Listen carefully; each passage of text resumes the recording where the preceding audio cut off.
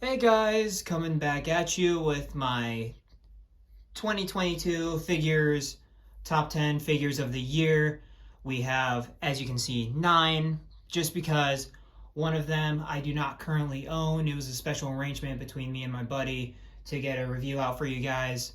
And these are only figures that I have looked at on the channel, that all the links to the videos will be in the description below if you want to check those out. But as that said, let's get into the list.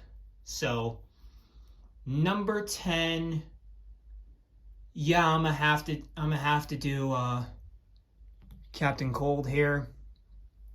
I love this Captain Cold figure. It's very inventive, but the gun definitely sets it back a few, just because I don't like what they're doing here. I mean, I get it because it can't be like a freeze gun, but also Mr. Freeze, the new Mr. Freeze that dropped, has a gun. It's just that he has shit coming out of it, so apparently that's okay. I don't know, but I like the look for Cold. Look for Cold's very good.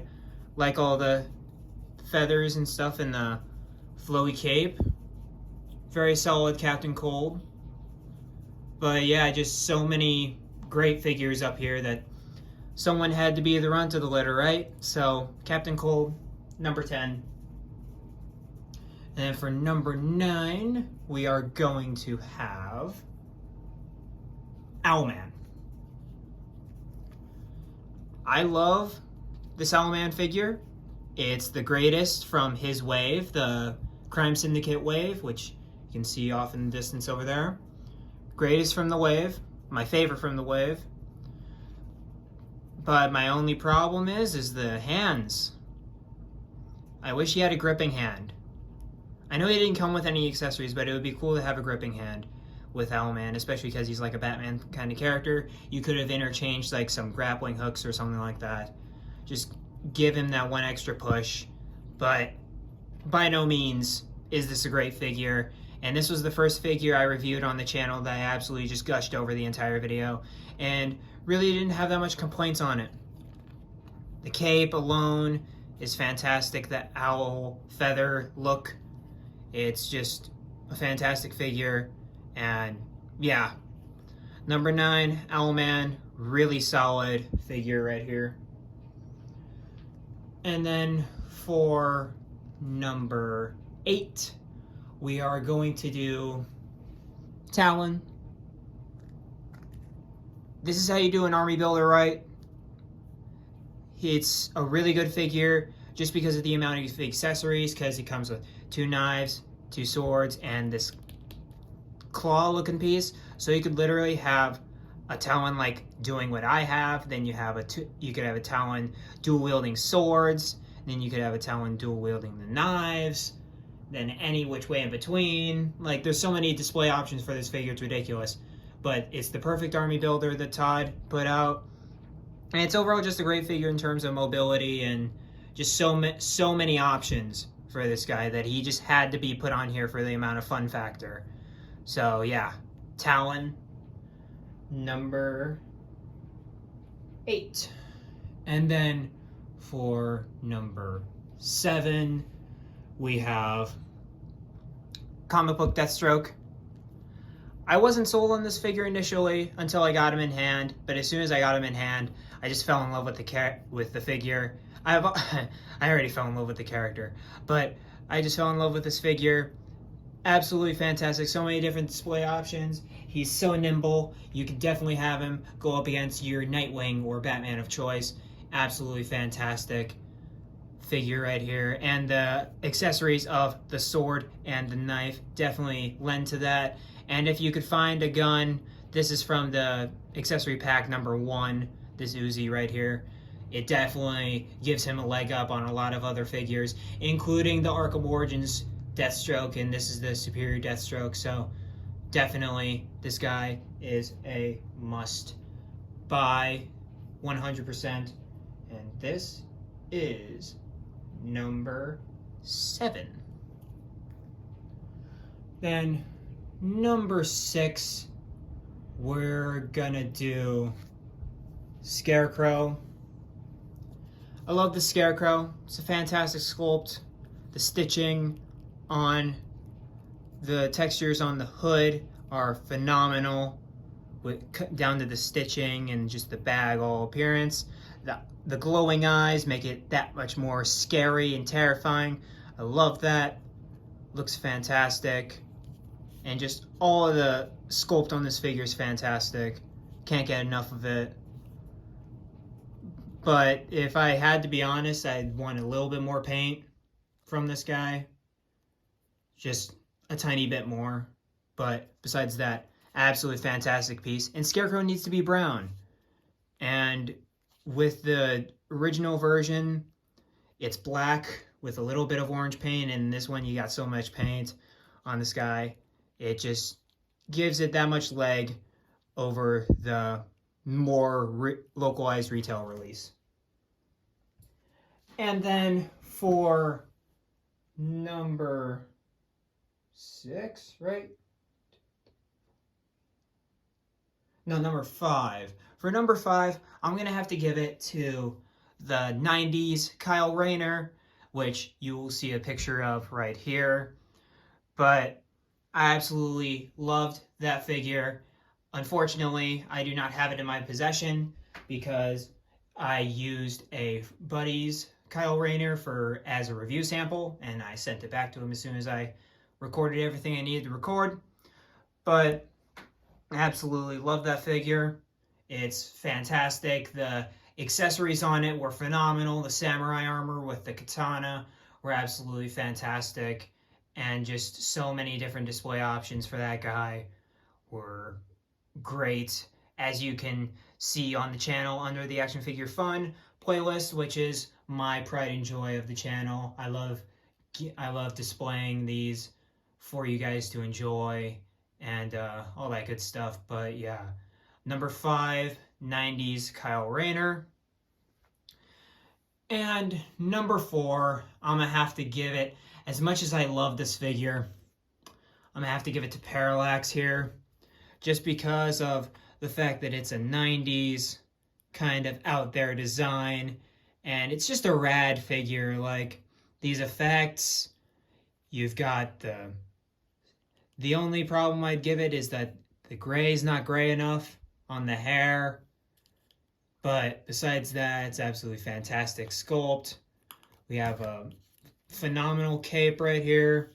Shoulders are all good, all new sculpt, and it's just a badass looking piece and essential, I think, for your Green Lantern collection in the Multiverse line. So number 4 goes to Parallax. Love Parallax. One of my favorite arcs for Green Lantern.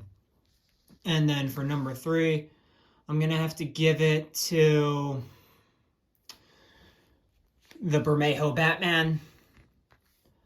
This is my favorite Batman that has come out this year, mainly because it's the all-new sculpt like Parallax. It gives it a leg up from the Arkham version, which I love the Arkham version because it's just a stereotypical Batman. But this guy is just, mainly because I love Bermejo's art. I love Lee Bermejo's art. I'm gearing up to read Batman Noel as my yearly Christmas tradition. So maybe it might be a bit of festive nostalgia, but I love this figure. The only thing I'll give it, though, is that this olive green needs to be gray. I think it needs to be gray. That's the only thing I'll dog on this figure. But besides that, the realistic style of tone just looks absolutely stunning. The cape looks fantastic. And just, the sculpt is out of this world. Absolutely fantastic piece. I don't know how many times I'm going to be using fantastic in this video. Somebody actually, I'm giving you guys a challenge. Put in the comments how many times I use the word fantastic. Like, honestly, I want to know. But yeah, number 3, no, Lee Bermejo, Batman. Number 2, who's it going to be? Who's it going to be? It's going to be Frankenstein. I love this Frankenstein figure. Todd put all the stops out for this guy. It's just badass piece. Like, the sword is great. It's the right height for Frankenstein. And then you've got all the stuff that make it a McFarlane figure. Nice tight joints, etc., etc. And just the paint work on this guy makes it very good. And then also just everything about this is top notch. And the fact that we were ever getting a Frankenstein from Todd just says something right there. And like I said, I just love the fact that it's an all-new sculpt. And the stitching is, of course, painted and all that good stuff. Everything's painted properly. The black dry brushing on the pants. And then, of course, the green is just right. And then, of course, the head looks very good. Just overall, fantastic piece. Very great for your Justice League Dark collection. And like I said, I just love this figure. One of the greatest of the year. So, if you want him, definitely get him. If you don't, I'd see him in person and then make your decision from there. But number 2, Frankenstein. And number 1, as you see, because there's only one left, it's Bane. I love this Bane. He is so good. Just the amount of badassery that's in this Bane is absolutely phenomenal. Love the mask. He's the right height for Bane, which is very important because I know McFarlane always doesn't do that well with scale, as to be heard with figures like Grundy, which I think should be taller than Bane. But the textures on the pants, all of the hoses and stuff like that are good. I haven't broken any, even though I have seen people break them, but for me, it's an absolute 10 out of 10 figure. And also, when you put the Year 2 Batman, have him hold up the Year 2 Batman, it looks so good. It looks so good. That's why I had him in this pose, because that's where I got him from, is that he was holding Year 2 Batman. But absolutely love this figure. Fantastic figure. Cannot say enough about Bane. The only complaint I have for Bane is that this isn't painted right there. But besides that, just knock out of the park by McFarlane. And I know it's kind of cheating because he's a mega fig, but I mean, it's 2022, guys. Like, be progressive enough. But overall, outstanding figure.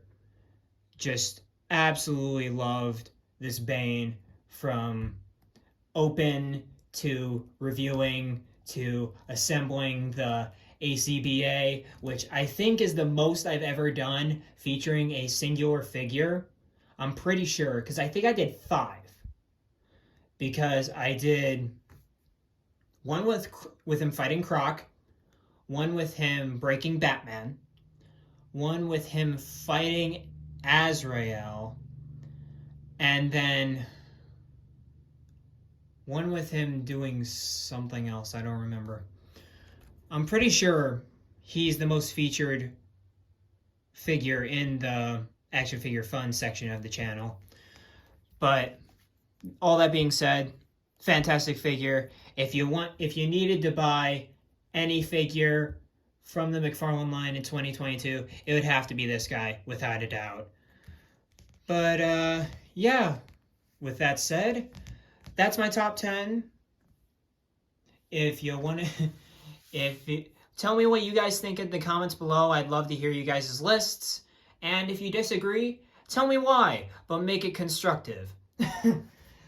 But as always, guys, peace and love, all that good stuff. And I'll catch you guys in the next video. Peace.